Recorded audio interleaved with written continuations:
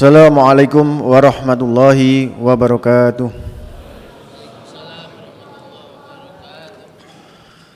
Innal hamdalillah nahmaduhu wa nasta'inuhu wa nastaghfiruh wa na'udzu billahi min shururi anfusina wa min sayyiati a'malina. May yahdihillahu fala mudilla lahu wa may yudlilhu fala hadiyalah. Asyhadu an la ilaha illallah wa asyhadu anna Muhammadan abduhu wa rasuluh. Wa qala Allah Ta'ala fi kitabil karim ba'da a'udzu billahi minasyaitonir rajim. Bismillahirrahmanirrahim. Ya ayyuhalladzina amanu taqullaha wa qulu qawlan sadida yuslih lakum a'malakum wa yaghfir lakum dzunubakum wa may yuti'illaha wa rasulahu faqad faza fawzan 'azima. Wa qala Nabi sallallahu alaihi wasallam jaddidu imanakum. Qila ya Rasulullah wa kaifa nujaddidu imanana? Qala Rasulullah sallallahu alaihi wasallam aktsiru min qauli la ilaha illallah. Sadaqal adzim sadaqa rasulul karim au kama qala Rasulullah sallallahu alaihi wasallam. Bapak Ibu yang dimuliakan Allah Subhanahu wa taala. Tidak terasa kita sudah mencapai separuh daripada bulan Ramadan tahun ini. Maka dengan momen ini Bapak Ibu yang dimuliakan Allah Subhanahu wa taala, sudah sepantasnya kita bersyukur kepada Allah Subhanahu wa taala. Karena tidak ada yang dipilih oleh Allah Subhanahu wa taala kecuali Dia yang bisa mengerjakan perintah daripada Allah Subhanahu wa taala.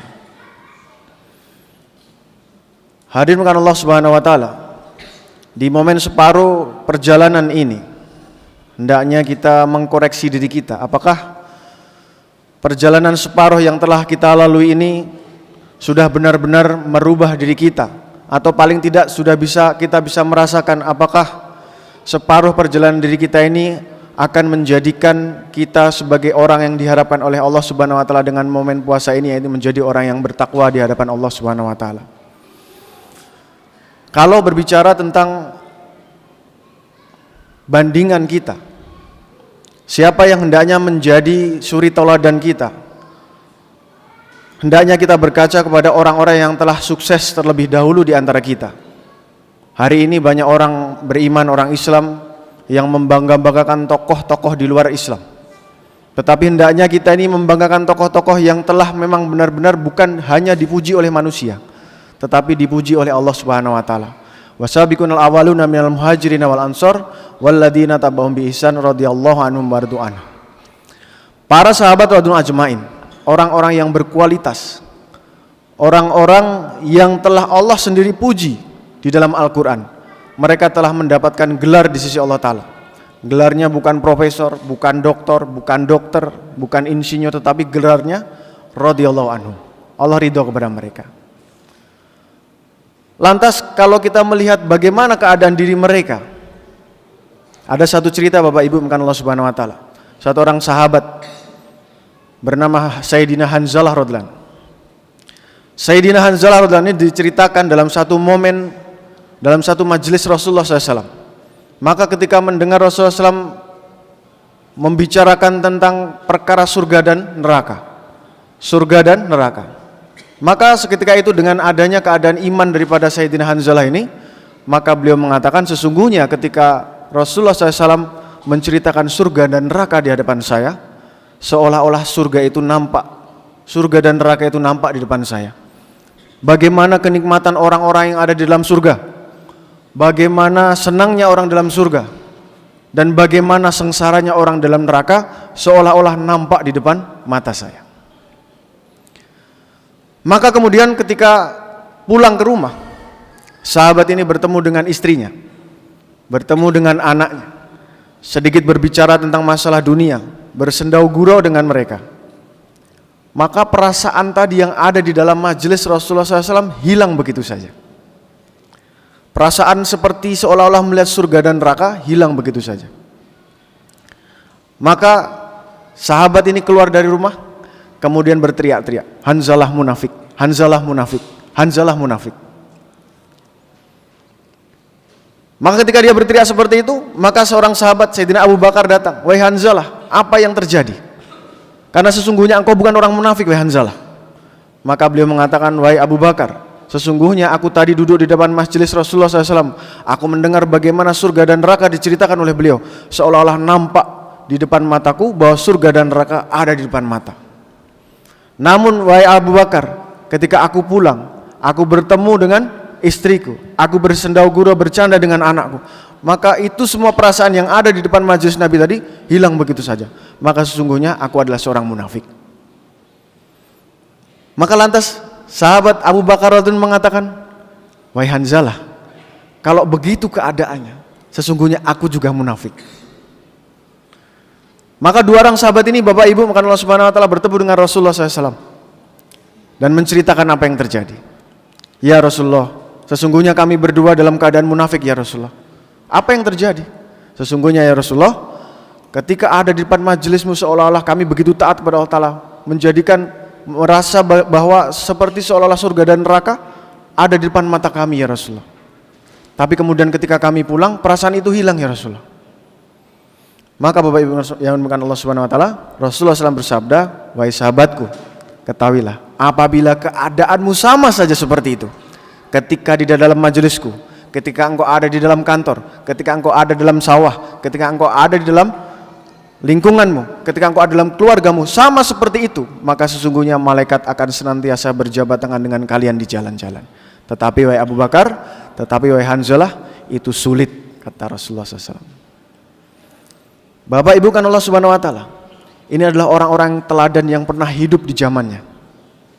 Orang-orang yang dulu tidak mengenal Allah Subhanahu wa taala. Orang-orang yang dikatakan oleh orang hari ini adalah orang yang pernah hidup di zaman jahiliyah. Tetapi mereka menjadi orang-orang yang berkualitas. Orang-orang yang Allah Ta'ala telah puji sendiri dalam Al-Quran. Mereka mendapatkan ridho daripada Allah Subhanahu wa taala. Mereka lah yang harus kita jadikan pedoman, terutama dalam mengkoreksi diri kita. Kalau orang bilang Bapak Ibu maka Allah Subhanahu wa taala, zaman jahiliyah itu bukan zaman kebodohan. Bukan zaman kebodohan. Karena sahabat ini tahu, Pak. Sahabat ini tahu, Bu, yang namanya Allah itu ada di langit. Tetapi mereka membangun 360 berhala di sekitar Ka'bah. Jadi setelah tawaf kepada Allah yang atas langit, Allah yang satu di atas langit, mereka mentawafi daripada patung-patung yang 360 itu. Jadi bahasa jahil bukan bodoh, tetapi jahil ini tahu tetapi sengaja. Ini ada anak tahu kalau digoda pasti nangis. Karena jahil digoda, nangis betulan dia. Ini ada tembok putih, nggak boleh dicoret-coret. Karena jahil dicoret-coret sama dia. Ini ada seragam SMP setelah lulusan, harusnya boleh dikasih ke adik kelasnya, tetapi karena jahil dicoret-coret. Maka jahil itu bukan bodoh. Jahil adalah tahu tetapi sengaja. Bapak Ibu karena Subhanahu wa taala, zaman jahiliyah demikian pula Bapak Din. Tetapi karena ada Rasulullah SAW yang mengajarkan agama dengan baik pada para sahabat, maka orang-orang yang berada dari dalam zaman jahiliyah, zaman kegelapan kata orang, maka berubah menjadi orang-orang yang berkualitas sempurna di sisi Allah Subhanahu wa taala. Maka Bapak Ibu karena Allah Subhanahu wa taala, ketika sekarang kita berada di bulan Ramadan ini, hendaknya kita berkaca kepada para sahabat. Bagaimana keadaan mereka dan bagaimana keadaan kita. Bagaimana mereka mengamalkan agama yang diajarkan oleh Rasulullah SAW dan bagaimana kita mengajarkan agama yang sama-sama diajarkan oleh Rasulullah SAW. Semata-mata Allah Subhanahu wa taala mengajarkan kepada para sahabat melalui baginda Rasulullah SAW adalah mengajarkan agama yang sempurna kepada mereka. Apa yang pertama kali diajarkan kepada mereka? Mereka pertama kali diajarkan tauhid, iman yang sempurna kepada Allah Subhanahu wa taala. Mereka yang dulu menyembah Tuhan yang tidak satu menjadi menyembah, yakin kepada Allah Subhanahu wa taala menjadi Allah yang satu. Kalimat iman, kalimat la ilaha illallah mereka masukkan ke dalam hati. Ini kalimat penting. Hari ini kita belum tentu memahami daripada kalimat iman kita. Kalimat la ilaha illallah ini kalau orang ditanya apa artinya? Tiada yang berhak disembah melainkan Allah dan Nabi Muhammad utusan Allah. Maksudnya apa? Maksudnya yaitu Pak. Bapak Ibu Allah Subhanahu wa taala, maksud daripada kalimat iman, kalimat la ilaha illallah adalah menafikan segala sesuatu dan menisbatkan hanya kepada Allah. Ini yang pertama kali diajarkan oleh Rasulullah SAW kepada para sahabat. Dulu Bapak Ibu Allah Subhanahu wa taala mengajarkan satu kalimat ini dan berusaha memasukkan satu kalimat yang diucapkan oleh lisan ke dalam hati hanya satu jengkal jaraknya. membutuhkan waktu untuk para sahabat selama 13 tahun di Mekah. Selama 13 tahun di Mekah. Jadi yang diajarkan satu hal saja oleh Nabi SAW. Bayangkan Bapak Ibu, kalau sekarang ada satu kuliah, mata pelajarannya hanya satu, diajarkan selama 13 tahun. Betapa pentingnya itu kalau disebut SKS-nya. Betapa penting itu pelajaran. Maka dengan masuknya kalimat La ilaha illallah Muhammad Rasul dalam hati para sahabat, maka bukan hanya kalimat itu masuk dalam hati mereka, tetapi Allah Subhanahu wa taala masuk dalam hati mereka. Sehingga Allah bersama mereka. Ketika mereka memiliki kesulitan, maka Allah Subhanahu wa taala bantu. Ini saking benarnya imannya para sahabat radhiyallahu ajma'in. Hari ini kadang-kadang kita hanya mengucapkan saja tapi tidak tahu maknanya. Kita tidak tahu ini kalimat bagaimana saktinya, bagaimana kekuatannya. Dalam satu mahfuz hadis dikatakan apabila 7 lapis langit dikumpulkan menjadi satu dan 7 lapis bumi dikumpulkan menjadi satu dan kalimat ini ditaruh di atas lingkaran tersebut, maka lingkaran tersebut akan membelah daripada 7 lapis langit dan 7 lapis bumi. Lingkaran tersebut dibelah oleh kalimat La ilaha illallah. Ini dimasukkan oleh Rasulullah SAW ke dalam hati para sahabat. Sehingga setelah 13 tahun Bapak Ibu Allah Subhanahu wa taala, mereka baru belajar yang disebut dengan agama yang lain. Ta'lamul iman qabla ta'lamul Quran. Kami belajar iman dulu sebelum kami belajar Quran. Maka sekarang yang bisa kita lihat Bapak Ibu adalah sebenarnya ketika orang tidak bisa tahajud, bukan karena malas Bapak Ibu. Orang tidak bisa sholat ke masjid bukan karena rumahnya jauh, tetapi karena lemahnya iman di dalam hati kita. Orang tidak bisa membaca Quran ketika Ramadan tiba, bukan karena sibuk, tetapi karena lemahnya iman kita. Orang tidak bisa bersedekah padahal uangnya banyak, karena lemahnya iman kita. Orang tidak bisa memalingkan dari pandangan yang dilarang oleh Allah Subhanahu wa taala karena lemahnya iman kita. Kenapa? Karena kita tidak benar-benar mempelajari bagaimana memasukkan iman tersebut dalam diri kita. Kalau berbicara tentang masalah teori, orang perkuliahan biasanya tahu nih, ada grand teori. Grand teori ini tidak akan bisa disalahi. Sebagai contoh teori Archimedes. Tidak akan ada yang bisa mengubah. Karena itu sebuah, kalau dalam bahasa agama disebut dengan sunatullah. Grand teori orang beriman adalah kalimat La ilaha illallah. Harus masuk dalam diri kita. Harus masuk dalam hati kita. Kemudian lantas apa makna iman? Yang harusnya kita masukkan dalam hati, bukan hanya sekedar iman itu sendiri, tetapi kekuatan iman. Seperti tadi dijelaskan, ketika iman lemah, maka amal-amal agama akan jauh dari kita. Satu orang ulama mengatakan tanda-tanda kuatnya iman seseorang adalah dia akan rakus kepada amal. Tanda kuatnya iman seseorang, dia akan rakus kepada amal. Jadi amal dilahap semuanya Pak. Di absen dari pagi. Pagi tahajud 10 rakaat ditambah witir. Kemudian baca Quran sebelum subuh. Kemudian zikir menunggu subuh. Kemudian sholat subuh berjamaah qobliyah. Kemudian dia akan menunggu sholat Isra sampai Isra. Barang siapa yang sholat Isra 2 rakaat, maka seolah-olah dia akan mendapatkan pahala dan haji dan umrah dengan sempurna. Barang siapa ditambah 2 rakaat lagi, maka Allah Ta'ala akan berikan jaminan segala keperluannya akan diberikan pada hari itu. Kemudian dia bekerja dan sebagainya, dia tunaikan sholat duha dan sebagainya. Dia tidak akan loloskan daripada dirinya untuk melakukan satu amal. Dan juga dia tidak akan loloskan zikir dari dalam hatinya dan juga dari lisannya. Karena orang beriman, orang yang kuat imannya, dia akan rakus kepada amal. Dia akan absen terus. Apa amal-amal yang harus saya kerjakan? Sebagaimana para sahabat. Dan Bapak Ibu Allah Subhanahu wa taala, orang-orang yang telah demikian kuat imannya, maka bagaimana keadaan mereka? Bagaimana perasaan mereka? Mereka masih memiliki rasa takut kepada Allah Subhanahu wa taala. Sehingga dalam satu kisah, sahabat Abu Bakar radhiyallahu ajmain telah melihat satu burung yang loncat sana loncat sini, maka dia mengatakan, sesungguhnya wahai burung, enak sekali hidup engkau. Engkau bisa loncat ke sana ke sini, tetapi ketika engkau mati tidak ada hisab untuk engkau. Sayyidatina Aisyah radhiyallahu anha juga mengatakan, andaikan Aisyah tidak pernah dilahirkan oleh ibunya. Sayyidina Umar juga mengatakan, andaikan Umar hidup hanya sebagai satu batang pohon yang ditancapkan di muka bumi, sungguh enak batang pohon ini, tidak akan ada hisab untuknya. Mereka senantiasa takut kepada Allah Subhanahu wa taala. Mereka selalu rakus pada amal-amal mereka. dan mereka meyakini bahwa kehidupan akhirat jauh lebih baik daripada kehidupan dunia. Maka Bapak Ibu, karena Subhanahu wa taala momen daripada Ramadan ini, kita koreksi diri kita, terutama imaniyah kita. Kata-kata iman dan amal selalu berdampingan dalam Al-Quran. Ilal ladina amanu wa amilus solihat. Kita koreksi iman kita koreksi amal kita. Dua perkara ini perkara yang penting Bapak Ibu karena Subhanahu wa taala. Setelah kita mengkoreksi iman dan dengan kekuatan iman, kita mengkoreksi amal kita. Amal-amal tentunya amal-amal yang dicontohkan oleh Rasulullah SAW. Kalau kita berbicara tentang bagaimana nisab atau waktu pelaksanaan daripada satu amal, boleh kita lihat dalam rukun Islam Bapak Ibu. Yang paling belakang, haji dinisabkan 1 kali seumur hidup dengan catatan bila mampu. Kemudian zakat dinisabkan 1 tahun sekali, zakat fitrah maupun zakat mal. Kemudian puasa dinisabkan atau waktu pelaksanaannya, puasa Ramadan 1 kali dalam 1 tahun. Kemudian sholat dinisabkan atau waktu pelaksanaannya 1 hari 5 kali. Nah sekarang pertanyaannya, bagaimana dengan syahadat la ilaha illallah Muhammadur Rasulullah?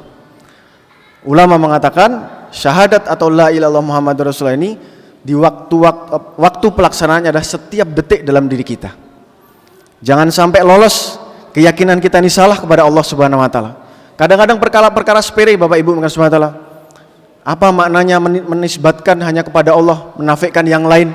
Maknanya kadang-kadang sepele. Cuman apa yang terbesit dalam hati kita ketika terjadi sesuatu, itulah yang sebenarnya Rob kita. Contoh Bapak Ibu, kadang-kadang kan kita ini merasa sakit kepala. Begitu ada perasaan, waduh kayaknya kalau sakit kepala ini obatnya Paramek. Maka sesungguhnya ada benih-benih meninggalkan Allah Ta'ala menggantikan dengan Paramek. Bukannya kita tidak diperbolehkan untuk berusaha Bapak Ibu Saudara, tetapi apa yang menjadi keyakinan pertama dalam hati kita ketika terjadi sesuatu, itulah keyakinan kita. Ada 2 contoh, katakanlah. Ada 2 contoh. Satu orang begitu sakit kepala, dia mengatakan, wah Paramek ini. Maka dia buru-buru pergi ke apotek. Dengan harapan ketika membeli Paramek, membeli obat, dia minum obat, maka sakitnya sembuh. Ada orang yang lain, dia telah mengkoreksi imannya. Ketika sakit datang, dia datang ke masjid. Kemudian dia sholat 2 rakaat sholat hajat kepada Allah Subhanahu wa taala. Kemudian dia angkat tangan, ya Allah, sakit ini milik Engkau ya Allah. Sembuh ini milik Engkau ya Allah. Aku tidak berhajat kepada sakit ini, tapi aku hanya berhajat kepada Engkau ya Allah. Sesungguhnya sakit dan sembuh hanya dalam genggaman-Mu ya Allah. Tapi ya Allah, aku umat baginda Rasulullah SAW, aku diperintahkan untuk berusaha. Aku hanya bisa berusaha, aku membeli Paramek di toko obat. Tapi aku tidak yakin dengan usahaku ini ya Allah, Engkau bisa sembuhkan dan Engkau bisa tidak sembuhkan, karena sesungguhnya hanya milik Engkau kesembuhan. Setelah dia sholat, dia berdoa, dia pergi ke toko obat. Maka Bapak Ibu SWT, ada 2 orang yang membeli obat, tetapi dengan 2 keadaan yang berbeda. Satu imannya belum sempurna, satu imannya telah sempurna di sisi Allah Ta'ala. Ini akan selalu terus diuji Bapak Ibu SWT dalam kehidupan kita. Barang siapa yang dia berhasil dalam ujian tersebut, maka dia berhasil di sisi Allah Ta'ala. Barang siapa dia gagal, maka dia gagal di sisi Allah Subhanahu wa taala. Satu kisah penutup tentang bagaimana Allah Subhanahu wa taala ingatkan para sahabat melalui baginda Rasulullah tentang ujian iman setiap detik. Ketika peristiwa kembalinya para sahabat untuk diperintahkan berumroh. Bayangkan Pak, para sahabat ini orang-orang yang terusir dari kota Mekah. Dari kota Mekah terusir. Kemudian Allah Ta'ala perintahkan mereka untuk kembali ke Mekah untuk berumrah. Betapa bahagianya. Kita saja Pak, yang bukan orang Arab, kalau melihat Ka'bah saja begitu pengen ke sana. Para sahabat ini orang yang terusir dari kampungnya, diperintahkan oleh Allah untuk berumrah kembali ke Mekah. Maka mereka kembali ke Mekah dengan niat untuk umrah. Di tengah perjalanan, di satu buah daerah yang disebut dengan Habasyah, Hudaybiyah, dalam satu daerah namanya Hudaybiyah. Maka para sahabat beristirahat di sana dan kemudian Rasulullah SAW mengumpulkan mereka. Waktu itu dalam keadaan yang hujan. Maka Rasulullah SAW mengumpulkan para sahabat dan mengatakan, wahai sahabatku, sesungguhnya hari ini hujan turun ini akan menjadikan 2 golongan manusia. 2 golongan manusia. Yang pertama, ketika satu golongan manusia mengatakan, turunnya hujan ini karena adanya bintang-bintang di atas langit. Maka golongan yang seperti ini sesungguhnya memiliki benih-benih kekufuran di sisi Allah Subhanahu wa taala. Dan golongan yang kedua, apabila ada orang yang mengatakan sesungguhnya hujan ini turun karena atas perintah dari Allah Subhanahu wa taala, sesungguhnya dialah orang beriman kepada Allah Subhanahu wa taala. Dari cerita ini Bapak Ibu Subhanahu wa taala, mari kita selalu koreksi iman kita. Betulkah iman kita di sisi Allah taala? Kemudian setelah itu bagaimana kita meyakini bahwa satu-satunya jalan untuk memperoleh keberhasilan, kesuksesan hanya dengan melalui jalan Rasulullah SAW. Amal-amal yang kita tunaikan di bulan Ramadan ini hendaknya mengikuti cara dan contoh daripada baginda Rasulullah SAW. Maka Bapak Ibu SWT, demikian yang bisa saya sampaikan. Mudah-mudahan kita bisa mengkoreksi diri kita, menjadikan diri kita orang yang beriman kepada Allah Ta'ala, menjadikan diri kita orang yang haus kepada amal-amal agama, sebagaimana yang dicontohkan oleh para nabi dan para sahabat radhiyallahu ajmain. Kurang lebihnya mohon maaf, yang benar datang dari Allah Subhanahu wa taala, yang salah dari saya pribadi mohon diikhlaskan. Subhanallah hamdi, subhanallah hamdika, asyhadu an la ilaha illa anta astaghfiruka wa atubu ilaik. Assalamualaikum warahmatullahi wabarakatuh.